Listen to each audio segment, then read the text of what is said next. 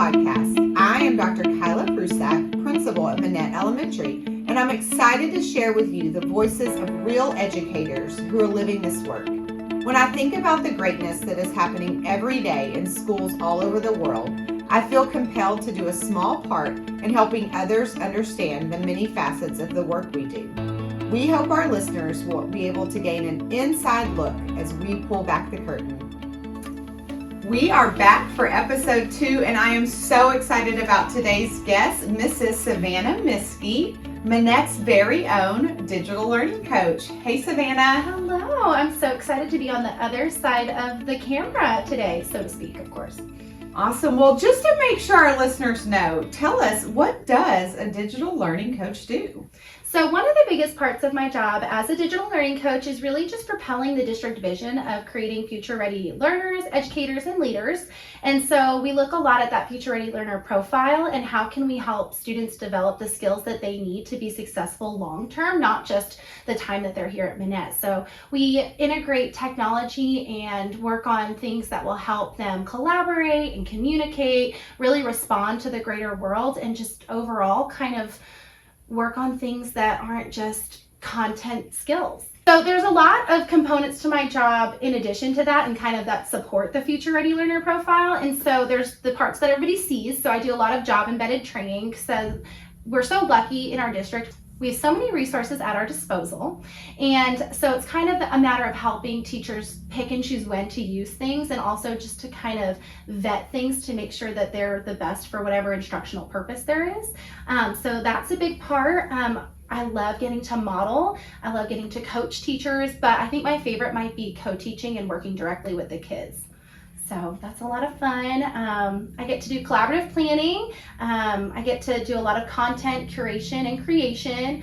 Coding's one of my favorite things ever. And so teachers will see me a lot in the Commons working with the B-bots or the Ozobots. And so that's really fun. And then just kind of doing different projects and teaching and all that stuff. Yeah. Awesome. Well, I know you love teaching because I see you out and about all the time. Our kids see you out and about. And so it just shows, it exudes from you when you're with kids that you just love that. And when you are teaching, I love watching our teachers learn from you. And I love seeing those co-teaching partnerships and that just on-demand instructional coaching that you're able to do in those moments.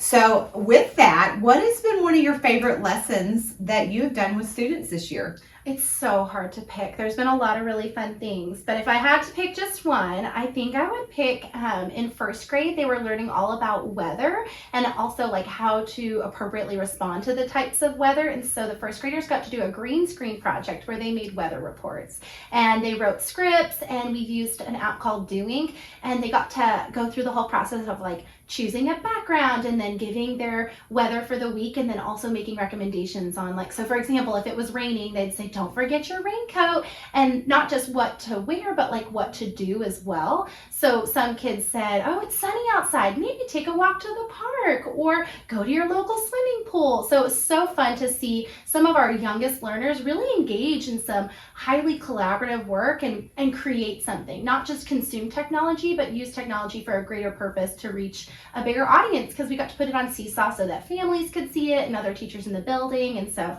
that was a lot of fun. And our listeners probably right now might have a vision of like you holding the iPad and saying, which background do you want to pick, or you videoing? And that's actually not what happened at all. They did it all. I was blown away to watch one little meteorologist would be giving his report, and then he was being recorded by a student on an iPad. So it just, the independence that those students had when doing that project just blew my mind away. Yeah, I mean, it's been amazing, and I feel like I'm so fortunate to get to be at Minett because I get to see just the transfer of skills. So, you know, the kids did that in first grade, and then what was really cool was later in the school year, kindergarten partnered with first grade, and first grade got to be the tech experts, so to speak, and they taught the first graders how to use that same app and make green screen videos. So it was so cool to see them take on that leadership role and teach kindergarten how to use the technology. It was really cool.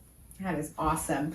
So one of the major parts of your role is supporting our students and understanding what it means to be a digital citizen. So talk to us about what that means and how our listeners who are parents can support their own children at home.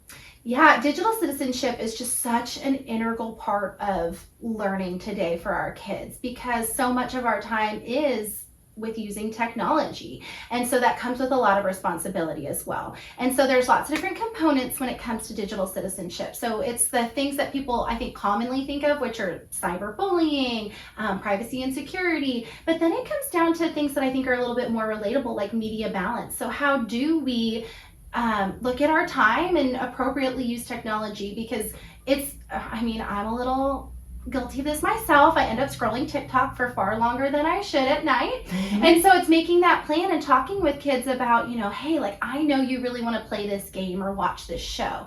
And I think that there's a time and place for that. But also, what else can we do? Can we go outside and play? Do you want to work on, reading a book with your little brother or sister? And so kind of just working through that. And it really comes out a lot for families and organic conversations, and in the moment when it feels right. But then it's kind of like your digital footprint as well. So when you are using technology, are you making responsible choices and just letting the kids know that it will follow you pretty much forever? As we all know, nothing on the internet ever truly goes away. So yeah, and one of my favorite parts of working with digital citizenship here at Minett is I get to do these read alouds with the kids. And so teachers will book me to come in and I'll read a book to the students, and they're all based on a digital citizenship topic, and it turns into these awesome conversations with the kids. Because sometimes I go in and I'm like, I wonder how much they're really going to know about evaluating sources, because that seems like not the most fun topic ever. But then you read a children's book written about it, and then all of the kids have so much to share, which is nice.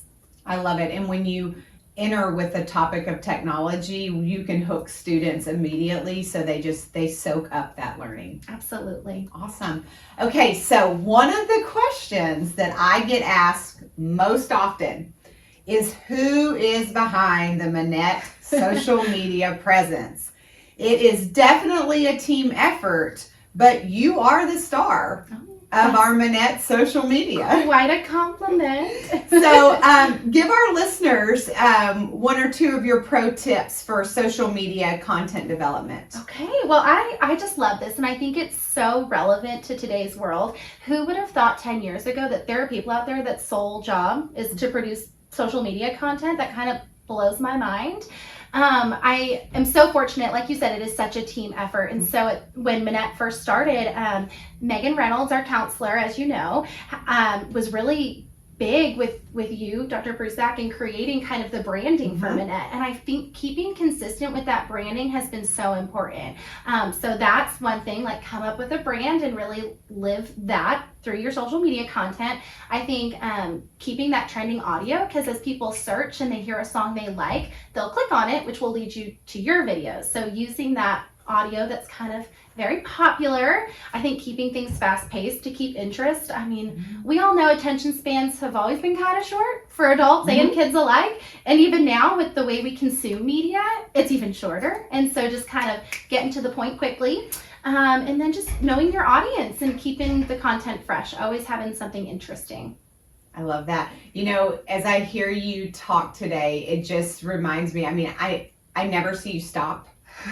You are go, go, go, go, go, whether it's, working on content, collaborating, you're in team planning. Every time that they are planning, you're in collaborative planning, you're modeling lessons. And so it's just a nice little reminder of all the facets of your job, and you do them so well. So kudos to you. Well, thanks. It's the best job ever, honestly. Like, I remember after finishing up my master's degree, and I've always known that I wanted to be in technology, but I couldn't write a better job description. And particularly just being here at Minett, it's the best. It really is. Awesome. Okay, well, our listeners know, and you know because you are behind the development of this podcast. On the Minett podcast, we like to end each episode with a little fun. Today, we're going to play famous food duos. Ooh, well, food's one of my favorite things. Okay, so. well, I will start the duo and you will finish it. All right, Are you here we ready? go. Rapid I'm fire. ready. Here Ooh. we go. Bacon and Eggs, biscuits and gravy, coffee and cream. I don't know on that one. I mean, I have to have cream. You're a black coffee drinker, though, Yes, right? ma'am. Well, Mrs. Ketterer, our instructional coach, always gives me a hard time because I may use more cream than coffee some days. Hey, that's It's okay. a personal choice. It's you a know. personal choice. Chips and Dip, queso, oh, salsa, all of the above. all of the above. We're going with mac and Cheese, obviously. milk and Cookies.